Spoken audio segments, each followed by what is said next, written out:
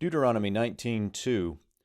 Shalosh arim tavdil lach betoch artzecha asher Adonai Elohecha noten lecha lerishta.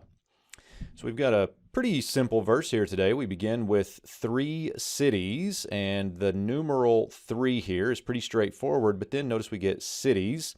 This would be the numerable, is how I speak about arim, the numerable, or the thing numbered, and very often it follows the number, and sometimes it'll be in the singular. This one happens to be plural, which works because 3 is more than 1, but sometimes you'll see this in the singular, and it would be something like 3 in terms of a city or with reference to a city. Here it works out really well that this is masculine plural, so we can say 3 cities you shall set aside, or you shall separate out. The verbal root here is Beit Dalet Lamed. We've got a Hifil imperfect 2ms. Notice the Tav performative there.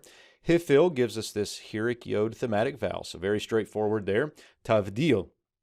You shall separate out for yourself. I take this to be a lamed of advantage. It's something that's going to be advantageous for you. Next, we get the location of where these cities are going to be in the midst of your land. Notice here we have the conjunctive accent that runs these together, so in the midst of your land. Then we get this relative clause that is further modifying the artzecha here, which the Lord your God as the subject is giving. There's our call participle masculine singular of Natan, which the Lord your God is giving to you. And then we finish up with this familiar infinitive construct. Now the verbal root here is yod resh shin, and we've seen this phrase before. We've got the lamed preposition here, and then the third feminine singular pronominal suffix referring back to the land that is also feminine singular, to possess it.